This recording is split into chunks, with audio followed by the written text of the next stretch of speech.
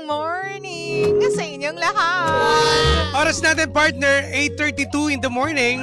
At syempre, ito pa rin po ang lihim ng liham, ang programang wala kang matututunan, pero meron kang mararamdaman. Ayan. Oo, ang tao kapag walang pera ay napapraning, Nababaliw. nababaliw, Oo. na-stress. Yes. Kahit Pero ano. very timely Usapang pera Oo. medyo problema yan ng mga utaunes ngayon. Correct. Nako. Partner, bago natin na i-reveal yung reaction, sige. i-invite muna natin sila. Pwede po kayong mag-send ng text message sa amin para naman mabasa din namin yung opinion ninyo, yung advice ninyo para dito kay Shai. Punta lamang po kayo sa inbox ninyo tapos i-type nyo po yung number namin 0945-367-8792. Huwag niyo kalimutan na ilagay yung pangalan at lokasyon. Okay? Yes. At ito na, partner, ipapakita na natin ang ating reaction ngayon pong Miyerkules. Yes. Hmm.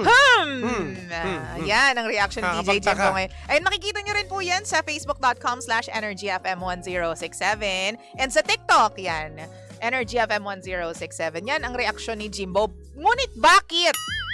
Kasi nagtataka ako di ba lahat ng mga ginastos kukwentahin mo? Oo.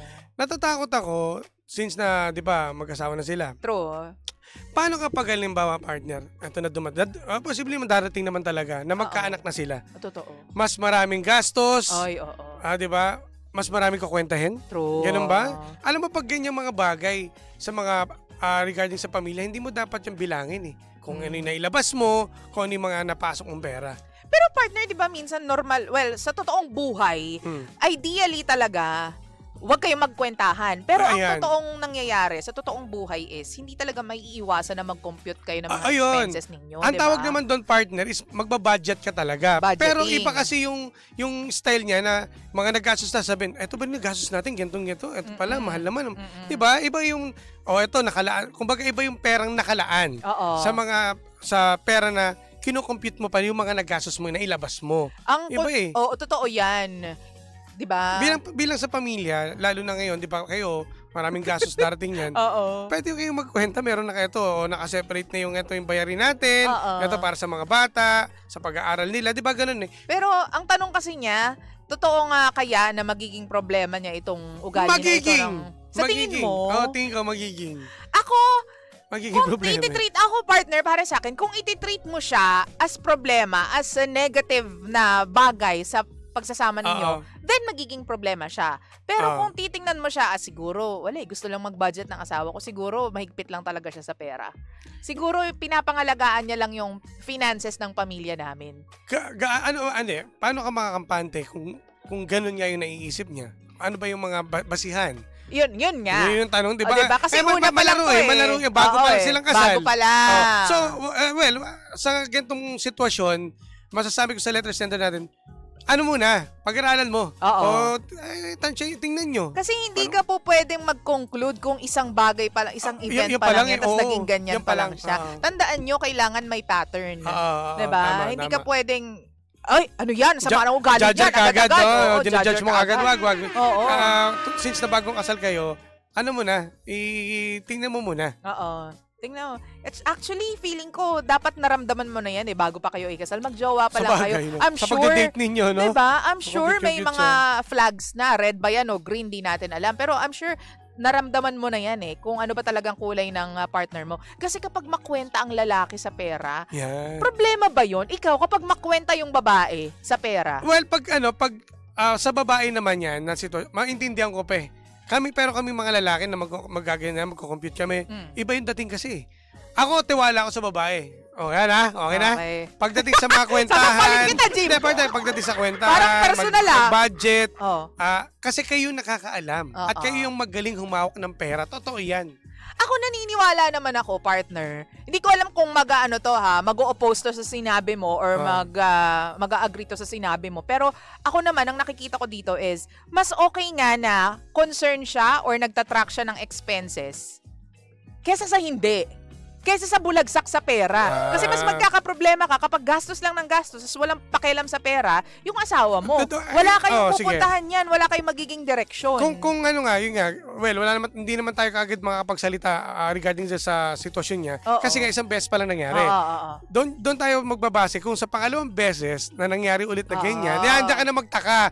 Pero kung iba na yung dating, okay siya. Feeling ko, kasi partner, 'di ba, tinanong niya lang kung magiging problema ba 'to. Magiging problema siya if kung halimbawa hindi nagbigay yung pamilya mo tapos meron kang narinig sa kanya. Ano pa yan? Pamilya mo lang yung hindi nagbigay. Ano ba naman yan? Ang kukuripot naman ng mga yan. Tapos puro pamilya ko yung nagbambag. Ano ba yan? Wala man lang ang bagyo, wala man lang bigay yung pamilya mo. Grabe naman. Pag nakarinig ka ng gano'n. Diyan ka na mag-isip. Siguro partner, yun yung magiging problema. Kahit sino naman magiging dragon pag ganyan. Tama. Diba? Pero kapag wala naman, tapos tipong nagko-compute lang siya, siguro lang, di naman din tayo expert partner. Siguro concern lang siya sa gastusin ninyo. Nataon lang naman talaga. Sa isang relasyon kasi talaga, kadalasan, babae naman talaga yung magaling mag-compute. Diba? Lahat naman, kahit sa date pa lang pumunta lang tayo sa ganito. Pag manonood ng sine, kaysa muna tayong sine, dito lang tayo kumain. Mas may enjoy pa natin. Diba? Maintindihan, ngayon nataon na yung lalaki yung marunong mag-compute. Lahat ng magastusin, inaano niya kagad. Kasi nga galing sa kanya daw yung gastos.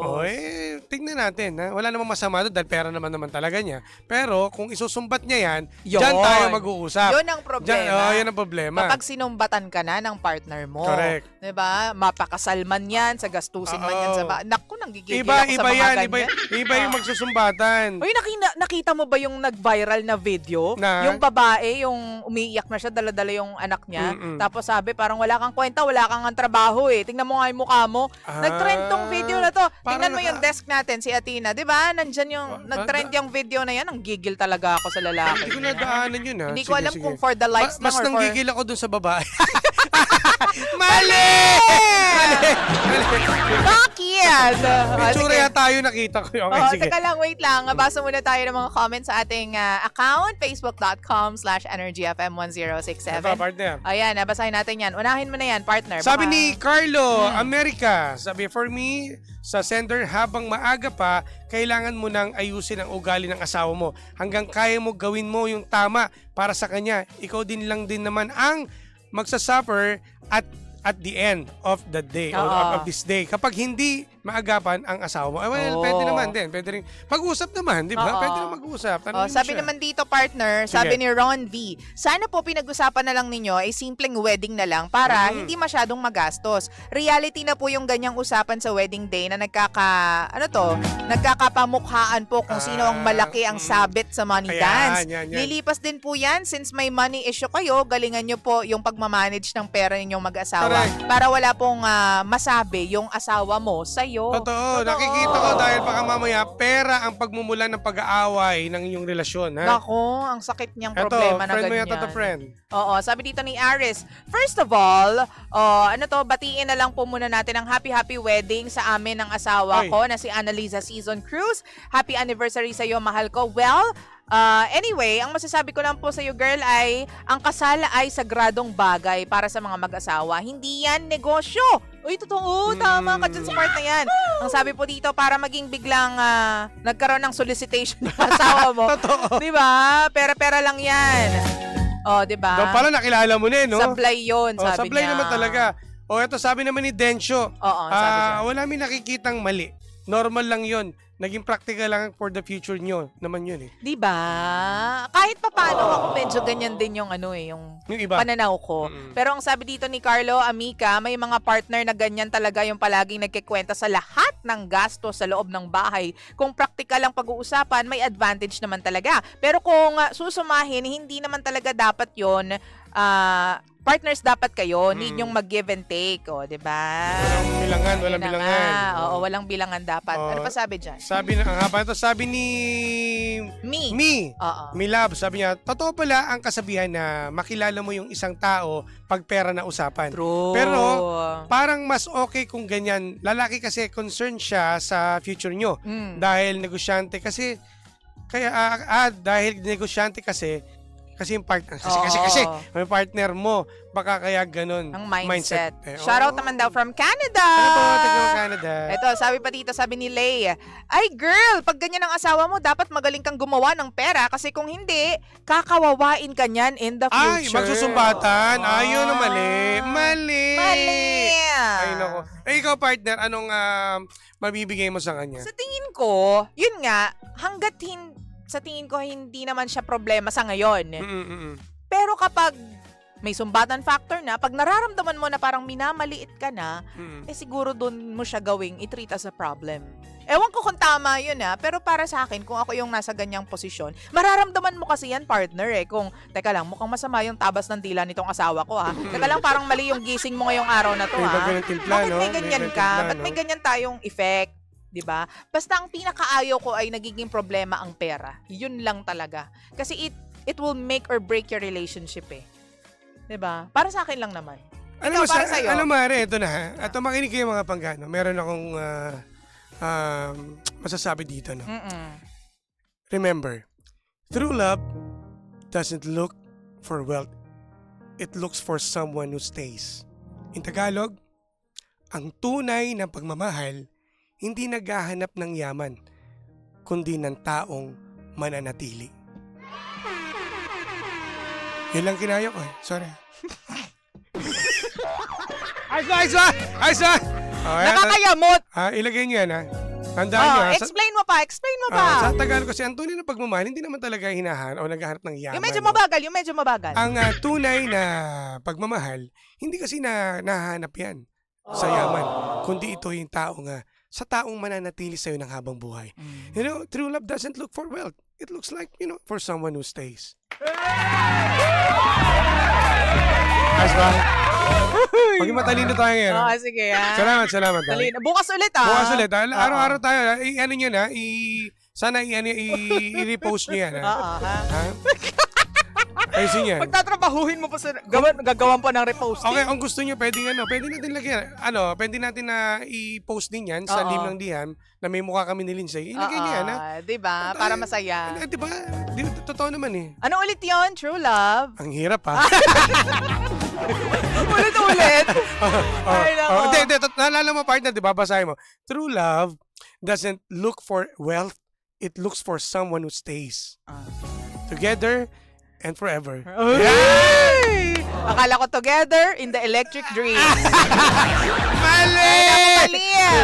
At dahil dyan, susunod na po si Kapitana Sisa! Dito pa rin yan sa number 1, 6.7 Energy FM. Pagka mo sabing radyo, Sabihin mo!